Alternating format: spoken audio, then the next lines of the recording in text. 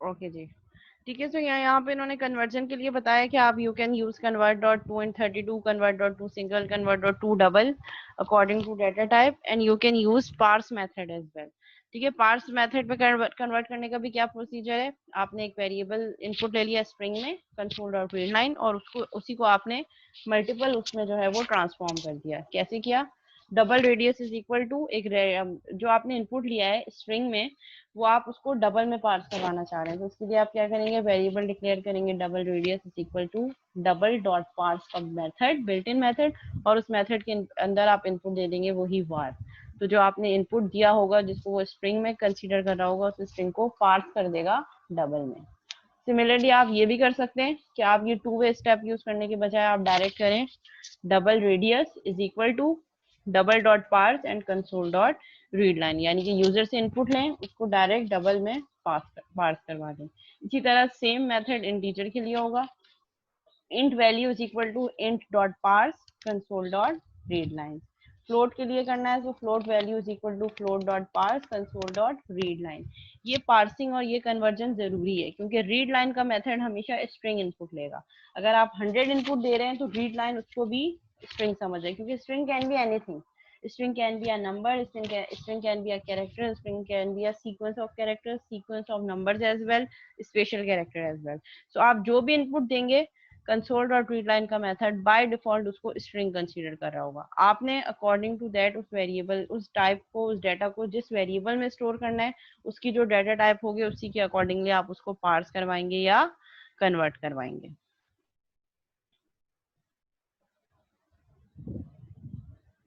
ठीक है, यहाँ पे क्या स्टेटमेंट गिवन है, each C sharp data type has a method to parse a string and convert that string into the corresponding data type. हर data type, C sharp की हर डाटा टाइप में मेथड होगा पार्स का और convert का। You can use parse method as well, you can use convert method as well, it's up to you कि आप कौन सा मेथड यूज करना चाह रहे हैं।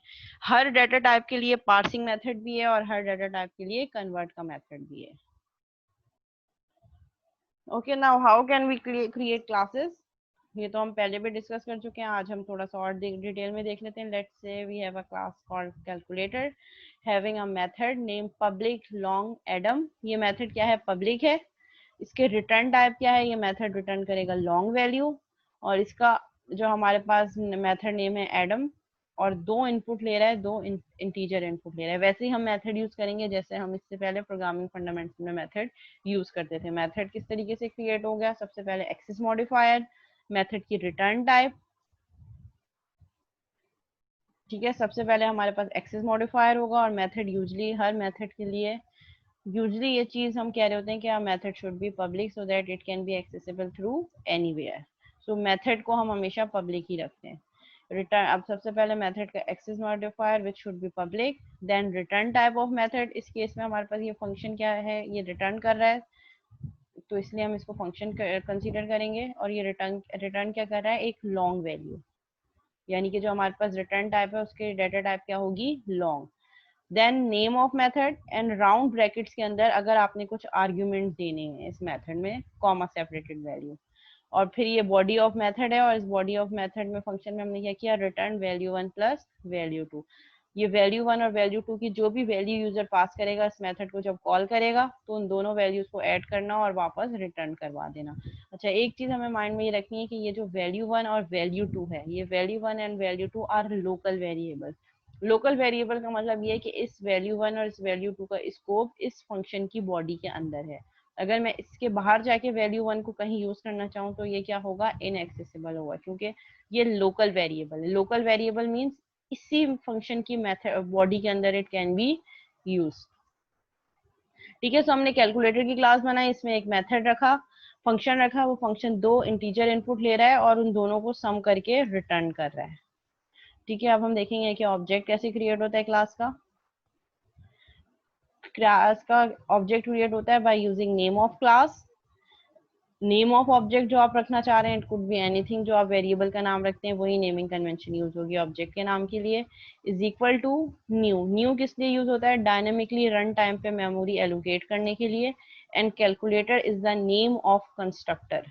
कंस्ट्रक्टर मीन्स ये वही होगा जो क्लास का नाम होगा। ये एक स्पेशल पर्पज मेथड है, इसका टास्क मैं आपको बताऊंगी कि क्या है। ये क्या करेगा, ये मेरे पास जो ऑब्जेक्ट बना रहा है, इस ऑब्जेक्ट के लिए इस क्लास के जितने भी एट्रीब्यूट्स हैं उनको उनकी डिफॉल्ट वैल्यू पे सेट कर देगा ऑब्जेक्ट क्रिएट करते के साथ ही, क्योंकि न्यू क्या करेगा, मेमोरी में जाके स्पेस बना देगा, मेमोरी में जाके एक एरिया ऑक्यूपाई कर देगा ओबीजी के लिए। सो कैलकुलेटर की क्लास के अगर कुछ वेरिएबल्स भी हैं, जैसे मैंने कहा इंट ए इंट बी, तो ये ए और बी को डिफॉल्ट वैल्यू पे सेट कर देगा 0 और 0, जो कि इंटीजर की डिफॉल्ट वैल्यू 0 होती है, स्ट्रिंग की डिफॉल्ट वैल्यू नल होती है, फ्लोट की डिफॉल्ट वैल्यू 0 होती है। तो ये एक स्पेशल पर्पस मेथड है। ये जब हम प्रॉपर्टीज कंप्लीट करने के बाद कंस्ट्रक्टर पढ़ेंगे तो याद करेंगे हम कि यही पॉइंट जो मैंने आपको बताया था कि ये क्या है, ये एक ऐसा मेथड है कैलकुलेटर जो हमारी क्लास के सारे वेरिएबल्स को डिफॉल्ट वैल्यू पे सेट करवाने के लिए यूज होता है। ठीक है, अब आगे हम इसकी डिस्क्रिप्शन, इसकी इम्प्लीमेंटेशन बाद में जाके देखेंगे। ठीक है, these parentheses are necessary when you use the new keyword.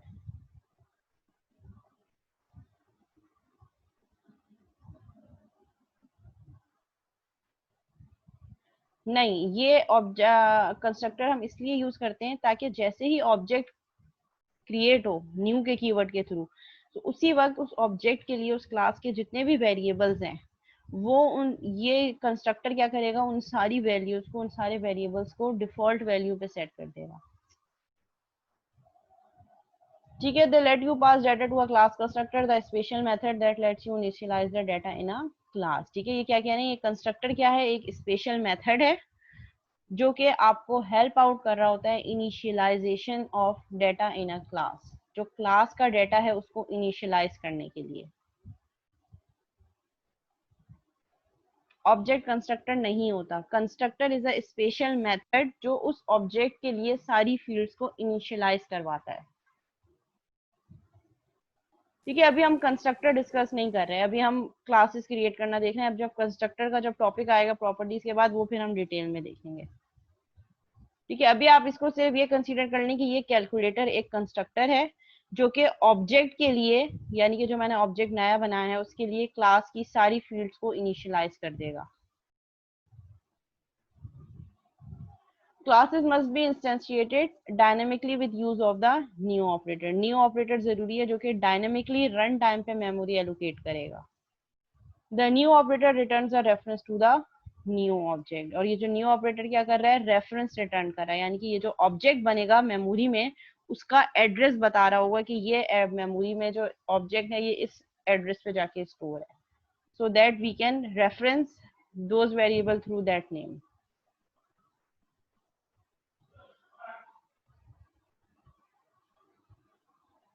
ठीक है, सो हमने मेन में क्या किया, क्लास का ऑब्जेक्ट बनाया, obj is equal to new calculator system dot console dot write line. इसमें हमने क्या किया, obj इस ऑब्जेक्ट के नाम के साथ वो जो एडम का मेथड था जो दो इंटीजर वैल्यू ले रहा था, उसमें दो इंटीजर वैल्यू हमने पास कर दी। तो ये क्या करेगा, कंसोल डॉट राइट लाइन पे प्रिंट करेगा 2 + 3 इज इक्वल टू, इसकी जगह पे क्या करेगा, यहाँ जाएगा, और यहाँ पे क्या हो रहा है, एक मेथड कॉल हो रहा है जो कि कैलकुलेटर की क्लास का मेथड है, और इस मेथड को कॉल करने के लिए हम ऑब्जेक्ट का नाम यूज कर रहे हैं। तो ये क्या करेगा, ऑब्जेक्ट डॉट एडम 2, 3। तो ये 2 और 3 वैल्यूज ये कहाँ चला जाएगा, एडम जो क्लास में डिफाइन किया था वहां पे। 2 और 3 कहाँ जाएगा, यहाँ पे इस क्लास के मेथड के अंदर। 2 वैल्यू 1 की वैल्यू 2 हो जाएगी, और जो सेकंड वाला आर्ग्यूमेंट है वो सेकंड वाले वेरिएबल में स्टोर हो जाएगा 3। क्लास की मेथड की बॉडी के अंदर आएगा, रिटर्न करेगा value 1 which is 2 plus value 2 which is 3। 2 + 3 5, return कर देगा 5। अब ये वापस कहाँ जाएगा, मेथड जहां से कॉल हुआ था, और इसकी जगह क्या रिप्लेस हो जाएगा, 5। तो स्क्रीन पे क्या लिखा आएगा, 2 + 3 इज इक्वल टू 0 की जगह 5।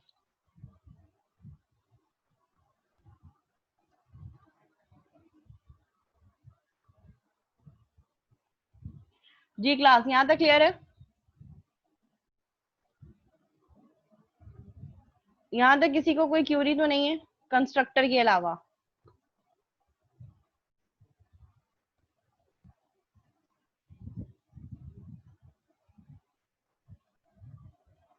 बेटा अभी क्लास के शुरू में ही तो बताया मैंने सिस्टम क्यों यूज होता है, कौन बताएगा, कौन रिपीट करेगा कि ये सिस्टम क्यों यूज किया है यहाँ पे। ये सिस्टम जो है वो ऊपर यूज़ हो जाता है ताकि हम बार बार इसको फिर यानी कि यूज़ नीचे ना करें क्लासेस के अंदर। System is basically is the name space. System के नेम स्पेस के ही अंदर सारी क्लासेस और सारे मेथड्स डिफाइन है। तो ये जो कंसोल की क्लास है ये सिस्टम की name space, system is the base class, parent class, सारी क्लासेस और सारे उन क्लासेस के अंदर मेथड इस सिस्टम की क्लास के अंदर डिफाइन है।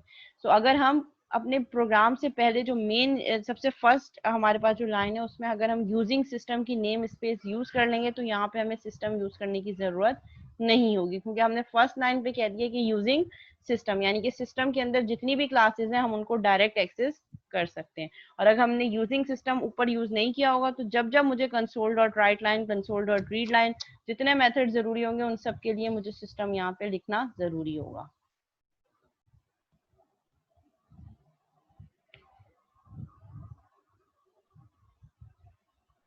ठीक है, next one is class encapsulation and data hiding. ठीक है, लास्ट क्लास में हमने देख लिया था, अभी तक जो हमने किया है वो सारी लास्ट की क्लास और उससे पहले पीएफ का रिवीजन था। ठीक है, कंसोल डॉट राइट लाइन और कन्वर्जन तक जो हमने देखा था यहाँ तक, ये सारा पीएफ का हमारा रिवीजन था। और ये जो अभी क्रिएटिंग क्लासेस हमने देखा है ये हमने लास्ट क्लास में जहां तक पढ़ा था ये उसका रिवीजन हो गया। Now we are going to start another topic which is encapsulation and hiding of data. ठीक है, हमने एक चीज पढ़ी थी जब मैं आपको ऑब्जेक्ट ओरिएंटेड प्रोग्रामिंग का ओवरव्यू दे रही थी, फर्स्ट स्लाइड थी जो, जिसमें हमने कुछ पिलर्स ऑफ ऊप देखे थे, जिसमें एक इनकैप्सुलेशन भी था। Encapsulation is hiding of unnecessary data. हम ऐसा डेटा जो चाह रहे हैं कि उसको हम सिक्योर बना लें और हर ऑब्जेक्ट के लिए वो डायरेक्ट एक्सेसिबल ना हो, तो हम उसको क्या करते हैं, इनकैप्सुलेट कर देते हैं और उस डेटा को हम हाइड करवा सकते हैं थ्रू ऊप। ठीक है, सो कैप्सूल का मतलब क्या होता है? कैप्सूल का मतलब है एक ऐसी एक्सटर्नल कोडिंग जो हमारे कोडिंग ऐसी हो जिस अंदर जो हमारे इन जो ओरिजिनल कंटेंट्स है उसको हाइड कर दे। ऐसी होता है जो कैप्सूल होती है मेडिसिन वाली, एक कोटेड मटेरियल होता है जिसके अंदर हमारा जो एक्चुअल कंटेंट है वो हाइड होता है। तो इसी तरह हम इनकैप्सुलेशन ऑब्जेक्ट ओरिएंटेड प्रोग्रामिंग में भी अचीव कर सकते हैं कि हम इंटरनल कंपोनेंट्स को हाइड कर दें और उसको एक्सेस करने के लिए, जैसे हमारे पास कोटेड होता है ताकि हम उस कंटेंट को डायरेक्ट टच ना कर सकें, वो कोटेड मटेरियल हम हैंड में कैरी कर सकें। इसी तरह यहाँ पे भी ऐसी होगा कि हम कोई ऐसा डाटा जिसको हम चाह रहे हैं कि हम हाइड कर दें, लेट से एम्प्लॉय की सैलरी, ठीक है, हम चाह रहे हैं कि ये विजिबल ना रखें, इट शुड बी हाइडेड। कोई ऐसा हमारे पास सेंसिटिव डाटा है जिसको हम हाइड करना चाह रहे हैं, हम एक पर्टिकुलर वेरिएबल को भी हाइड कर सकते हैं। और बेसिकली यहाँ पे जो क्लास का ऑब्जेक्टिव है, जो हम क्लास के अंदर डाटा यूज कर रहे हैं, चाहे वो एट्रीब्यूट्स हो या मेथड हो, वो भी इटसेल्फ एक इनकैप्सुलेशन ही है। तो class itself is also a work like a capsule. Class के अंदर हमने मेथड्स और वेरिएबल्स डिक्लेयर कर दिए और उस क्लास की बॉडी के अंदर अब उसको एक्सेस करने के लिए first we have to create object of that class, and then after creating the object we can use the content of the class. तो क्लास इटसेल्फ यूज करना भी एक इनकैप्सुलेशन ही है। और ये एक ऐसी इनकैप्सुलेशन है जो by default object oriented programming या सी शार्प खुद से इम्प्लीमेंट कर रहा है। आपने क्लास बना दी, क्लास के अंदर जो कंटेंट्स रखे वो ऑटोमेटिकली क्या है, इनकैप्सुलेटेड है इनसाइड अ क्लास। और उनको एक्सेस करने के लिए आपको ऑब्जेक्ट के थ्रू एक्सेस करना है, आप डायरेक्ट यूज नहीं कर सकते। क्लियर है कॉन्सेप्ट?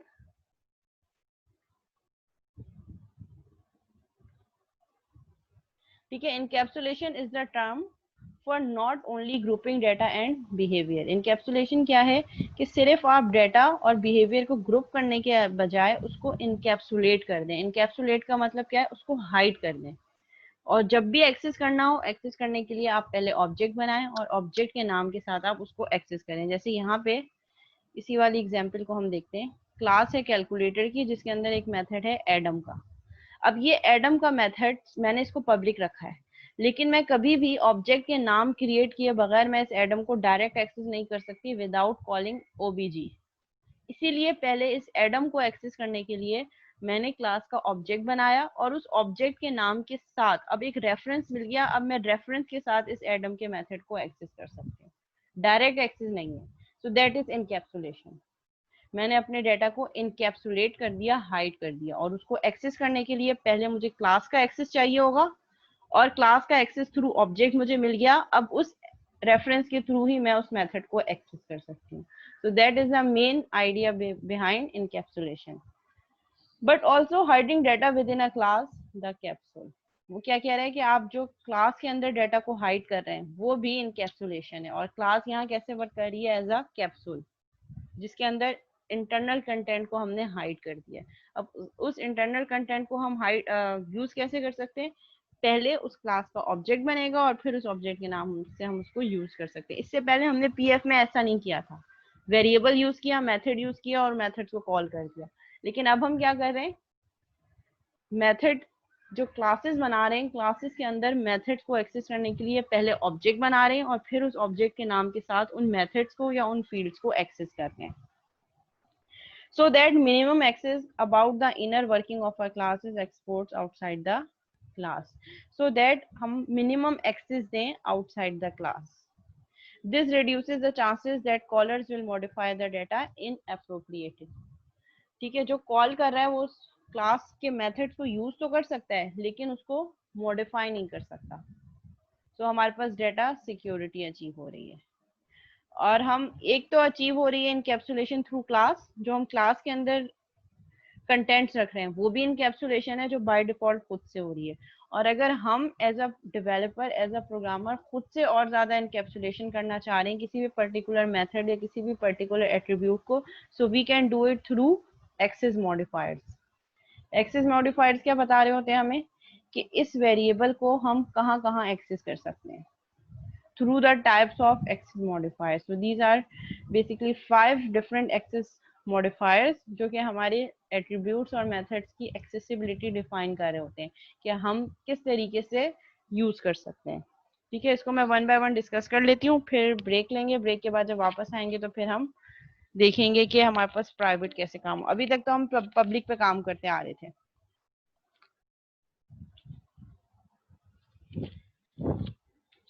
ठीक है, मैं इसको वन बाय वन आपको एक्सप्लेन कर देती हूँ। First one is public. Public का मतलब क्या है, लिमिटेशन कम से कम। जिस चीज को मैंने पब्लिक कर दिया है उसको मैं एक्सेस कर सकती हूँ कहीं से भी। कहीं से भी मतलब है with in the same class, outside the class, कहीं से भी एक्सेस हो सकता है, सेम क्लास से भी और आउटसाइड द क्लास से भी। लेकिन क्योंकि हम ऑब्जेक्ट ओरिएंटेड की बात कर रहे हैं सो ऑब्जेक्ट क्रिएट करना मैंडेटरी है। जैसे हमने ऊपर देखा था, यहाँ पे मेथड जो था मेरे पास ऐड वाला वो पब्लिक था, लेकिन फिर भी उसको एक्सेस करने के लिए ये जो एडम का मेथड है इट इज पब्लिक, बट इसको एक्सेस करने के लिए पहले मुझे ऑब्जेक्ट क्रिएट करना जरूरी है, obg and obg dot Adam.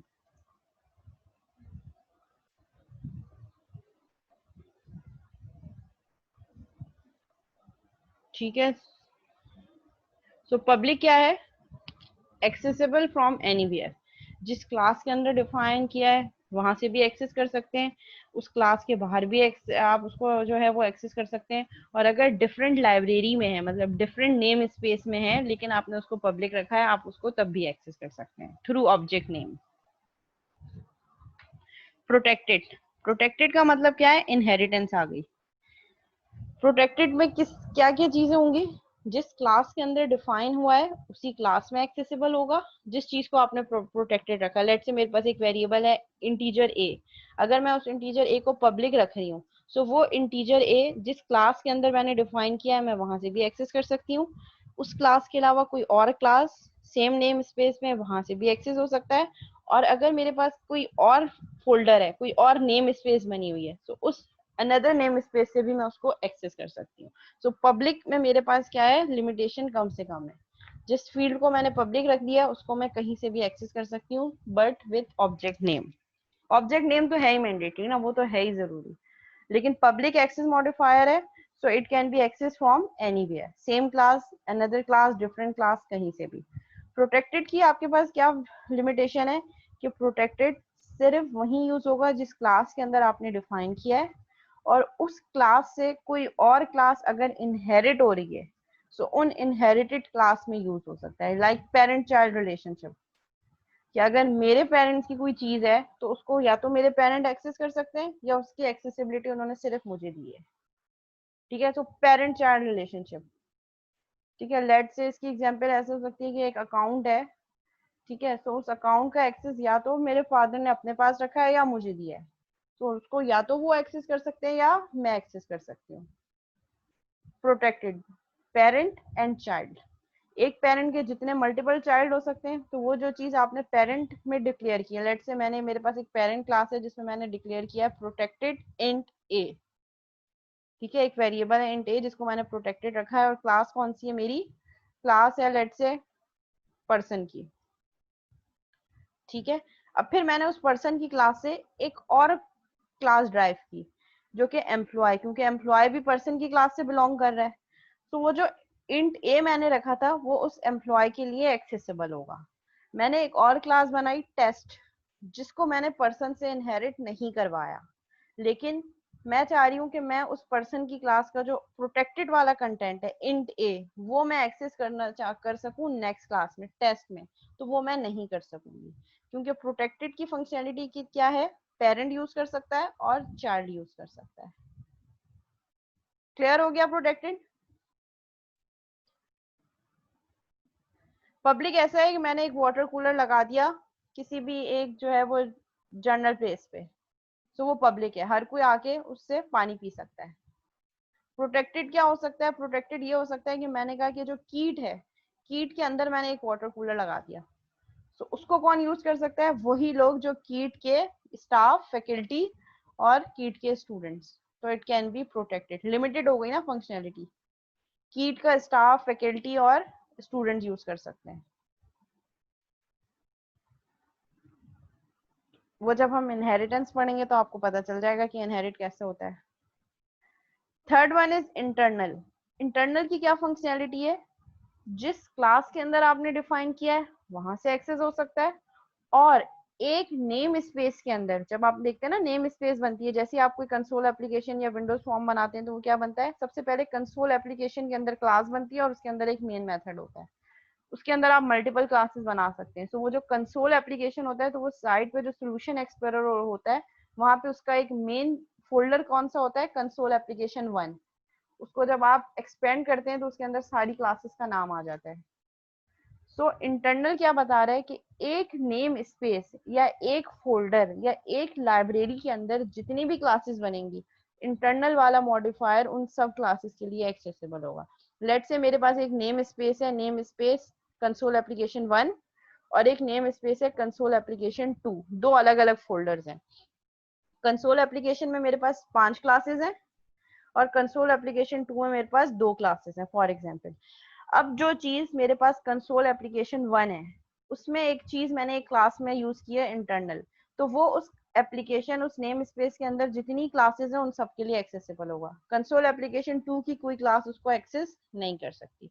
So internal का क्या मतलब है, इंटरनल का मतलब ऐसा है कि एक फोल्ड, इसकी एग्जांपल इंटरनल की मैं ऐसे दे सकती हूँ, लेट से हमारे पास जो फैकल्टी रूम है, फैकल्टी रूम के अंदर एक वाटर कूलर है, तो उसको कौन यूज कर सकता है, जो उस रूम के अंदर लोग हैं वो ही उसको एक्सेस कर सकते हैं, आउटसाइडर आके नहीं कर सकते।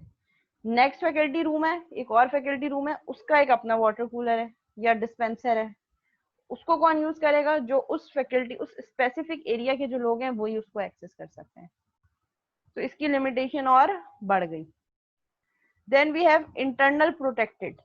इंटरनल प्रोटेक्टेड क्या है, इंटरनल प्रोटेक्टेड का मतलब ये है बेटा, ये प्रोटेक्टेड, इंटरनल प्रोटेक्टेड हम तब पढ़ेंगे जब हम इनहेरिटेंस पढ़ रहे हैं, लेकिन क्योंकि ये एक टॉपिक अभी हमें करवाना है तो इसके अंदर मैं सारी चीजें आपको ओवरव्यू दे रही हूँ, ताकि आपको ये ना हो कि मिस ने बताया नहीं है। जैसे जैसे आगे बढ़ेंगे सारी चीजें तो हम एक साथ नहीं कर सकते, अभी तो हम इनकैप्सुलेशन पढ़ रहे हैं, तो इनहेरिटेंस हम नहीं कर सकते। जब इनहेरिटेंस अभी नहीं पढ़ सकते तो प्रोटेक्टेड तभी समझ आएगा जब हम इनहेरिटेंस इम्प्लीमेंट करेंगे। तो इनहेरिटेंस का टॉपिक तो अभी बहुत आगे जाके आएगा, तो मैं आपको जस्ट सिर्फ एग्जांपल दे रही हूँ कि इसके ये मतलब है। जब हम आगे जाएंगे, इसकी इम्प्लीमेंटेशन देखेंगे, तो ये चीजें आपको क्लियर हो जाएंगी कि हाँ मिसने इसकी ये डेफिनेशन बताई थी और ये ऐसे इम्प्लीमेंट होता है। Similarly we have internal protected. Internal protected इन दोनों का मर्जर, इंटरनल भी है और प्रोटेक्टेड भी है। इंटरनल का मतलब क्या है कि एक नेम स्पेस के अंदर यूज हो सकता है, यानी कि एक फोल्डर के अंदर, और जिस क्लास में इनहेरिटेंस हो रही है पेरेंट चाइल्ड। अगर मेरे पास कंसोल एप्लीकेशन 1 है, उसमें 4 क्लासेस हैं और स्टार्ट की 2 क्लासेस में पेरेंट चाइल्ड का रिलेशनशिप है, तो अगर मैंने एक फील्ड को इंटरनल प्रोटेक्टेड रखा है तो वो उस कंसोल एप्लीकेशन की उन्हीं 2 क्लासेस में एक्सेसिबल हो सकता है जिसमें पेरेंट चाइल्ड रिलेशनशिप है। अगर उस पेरेंट वाले फील्ड को मैं क्लास 3 में यूज करना चाहूंगी सेम नेम स्पेस के, तो वो नहीं हो सकेगा। Last one is private. Private क्या है, सबसे ज्यादा लिमिटेशन प्राइवेट में होती है। प्राइवेट का मतलब ये, I have my own water bottle, मेरी अपनी वाटर बॉटल है, उसको कौन एक्सेस कर सकता है, सिर्फ मैं ही एक्सेस कर सकती हूँ। तो प्राइवेट की क्या लिमिटेशन है, जिस क्लास के अंदर आपने प्राइवेट एक्सेस मॉडिफायर यूज किया है सिर्फ वही क्लास उसको एक्सेस कर सकती है बस, उसके बाहर आप उसको एक्सेस नहीं कर सकते। उसके बाहर एक्सेस कैसे करेंगे वो हम आज देखेंगे ब्रेक के बाद। मेन जो हमने आज का जो टॉपिक डिस्कस करना है वो encapsulation through private access modifier. Private की क्या लिमिटेशन है कि जिस भी फील्ड को आपने प्राइवेट कर दिया वो प्राइवेट फील्ड सिर्फ उसी क्लास के अंदर एक्सेस हो सकती है। आउटसाइड द क्लास आप ऑब्जेक्ट बना के भी उसको एक्सेस नहीं कर सकते। ठीक है, ये इन सब की डेफिनेशन है, एक दफा गो थ्रू कर लें सारी चीजें जो मैंने बताई हैं। पब्लिक में आपके पास कोई रिस्ट्रिक्शन नहीं है, accessing public members. The public keyword gives a type और type member public access the most permissive access level. Most permissive means जिसमें सबसे ज्यादा परमिशन गिवन है कि आप कहीं से भी एक्सेस कर सकते हैं। There are no restrictions on accessing public members. Public members को एक्सेस करने के लिए आपके पास कोई भी रिस्ट्रिक्शन नहीं है। The protected keyword gives a type और टाइप मेंबर प्रोटेक्टेड एक्सेस। ठीक है, प्रोटेक्टेड कीवर्ड क्या करेगा, प्रोटेक्टेड कीवर्ड आपको क्या दे रहा है, which means it's accessible from within the class in which it is declared। Protected वाला आप कहाँ एक्सेस कर सकते हैं, उस क्लास के अंदर जहां ये डिक्लेयर हुआ है। And from with in any class drive from the class that declare this member. और किस क्लास में यूज कर सकते हैं, जो क्लास उस क्लास को इनहेरिट कर रही है जिसमें ये डिफाइन हुआ है, यानी कि इनहेरिटेंस करते वक्त आप प्रोटेक्टेड यूज कर सकते हैं। प्रोटेक्टेड किसके लिए यूज होगा, जिस पेरेंट क्लास ने इसको डिफाइन किया वो चाइल्ड क्लास, पेरेंट क्लास उसको यूज कर सकती है और उस पेरेंट के जितने चाइल्ड होंगे वो सब उसको एक्सेस कर सकता है। जैसे विरासत होती है ना, विरासत में क्या होता है, जब पेरेंट्स जिंदा होते हैं तो उनकी विरासत उनकी होती है और उनकी डेथ के बाद वो क्या होती है, डिवाइड हो जाती है सब चाइल्ड में, लेकिन चाइल्ड में ही होती है। सो ये प्रोटेक्टेड कीवर्ड भी ऐसी है कि child parent can use it और उसके जितने चाइल्ड हैं वो सारे उसको एक्सेस कर सकते हैं।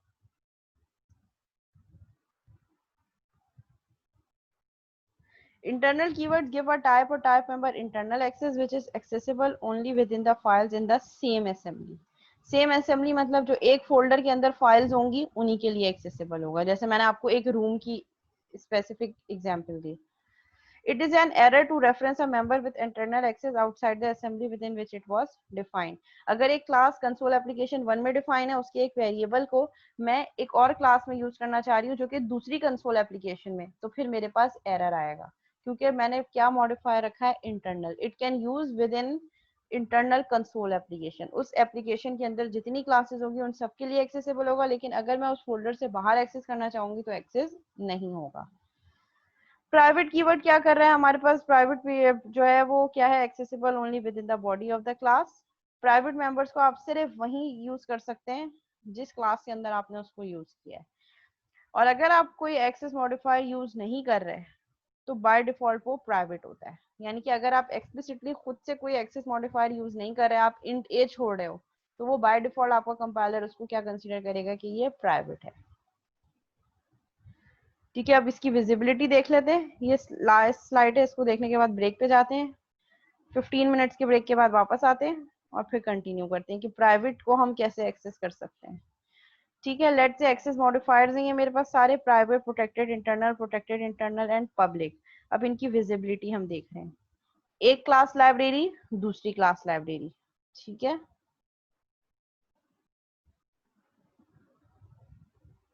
नहीं,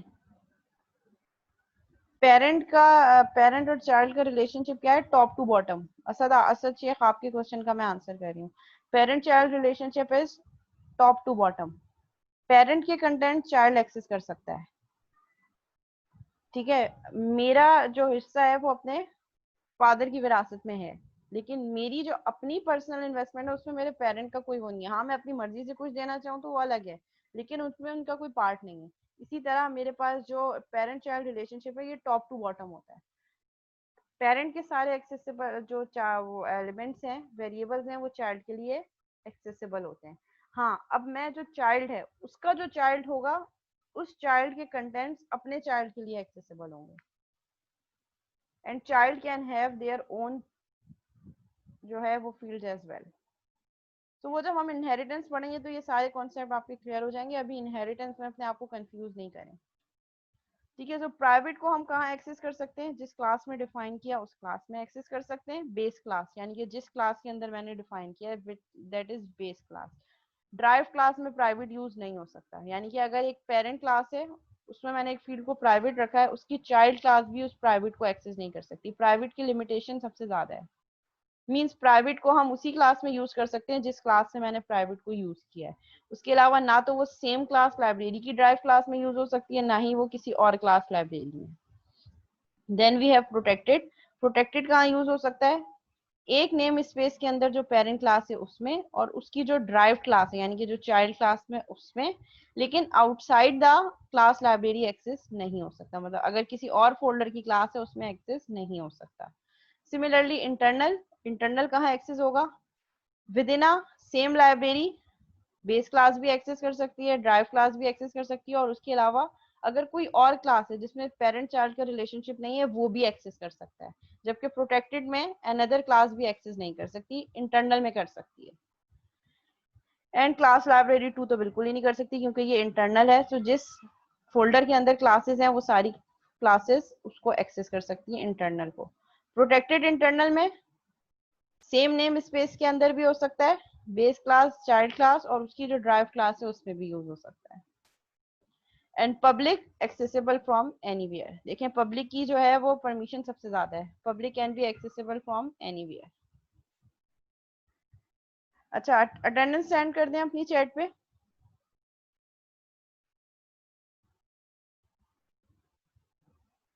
ठीक है, इसके बाद फिर हम देखेंगे कि प्राइवेट, क्योंकि आज का हमारा जो टारगेट है एक्सेस मॉडिफायर वो प्राइवेट है।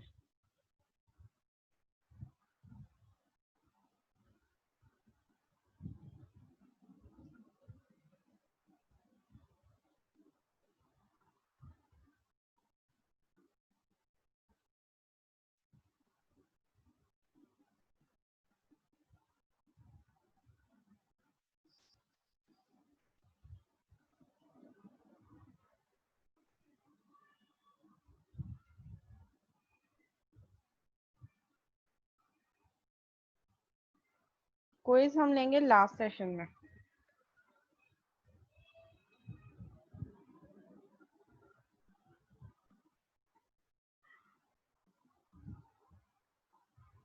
अच्छा, क्विज का मैं पहले ही अनाउंस कर दूं कि वो जो स्पेसिफिक टाइम होगा क्विज का 30 मिनट्स या 40 मिनट्स या 45 मिनट्स, उसी 45 मिनट्स के अंदर आपने सबमिट करवाना है।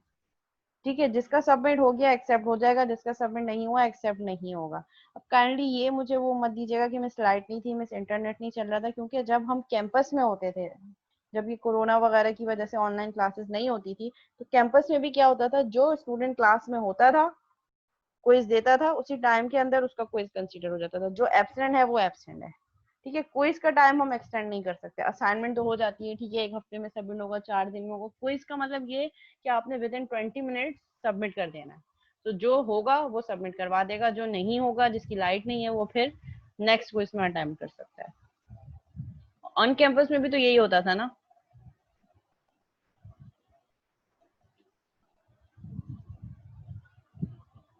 नहीं, मेकअप में तो क्विज वैसे भी नहीं होता, इट इज नॉट पॉलिसी।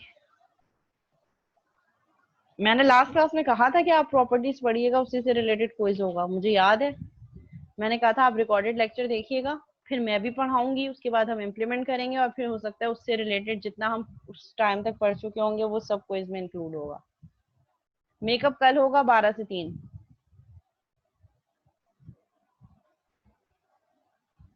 अच्छा, आप कह रही हूँ, ठीक है, मेकअप कल होगा। हमारा जो फर्स्ट मेकअप है 12 से 3, वही सेम टाइमिंग है, मैंने एकेडमिक से डिस्कस कर लिया था।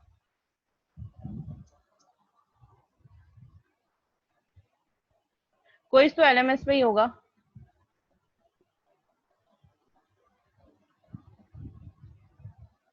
अच्छा, जिन लोगों की सेकंड क्लास है वो कौन से कैंपस के हैं, मेन कैंपस के हैं या सिटी कैंपस के हैं? नहीं, क्विज एमसीक्यूज नहीं होगा। अच्छा, मेन के हैं आप। उरूज, इरम, इरम आप कौन से कैंपस की हैं? सिटी कैंपस की हैं आप। आपकी कौन सी क्लास का क्लैश है? उरूज।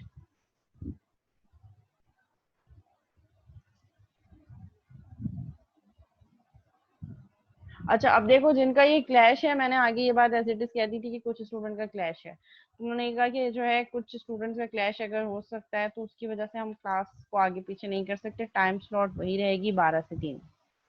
ठीक है, तो उसमें एक चीज ये हो सकती है हमारे पास कि हम ये करें कि रिकॉर्डेड लेक्चर तो वो मैं कर रही होती हूँ, तो वो मैं रिकॉर्डेड लेक्चर करके अपलोड कर दूंगी, तो आप वहां से देख लीजिएगा। और उसके अलावा फिर जो हमारी नेक्स्ट क्लास होगी नेक्स्ट सैटरडे को, तो उसमें 10 to 15 मिनट्स का मैं फिर दोबारा से रिवाइज कर दूंगी कि हमने क्या पढ़ा है। या अगर आपको कोई क्वेश्चन हो तो वो फिर आप लोग जो लोग क्लास क्लैश की वजह से नहीं ले सकेंगे, वो फिर मुझसे पर्सनली भी पूछ सकते हैं, मैं उन्हें नोटिफाई कर दूंगी।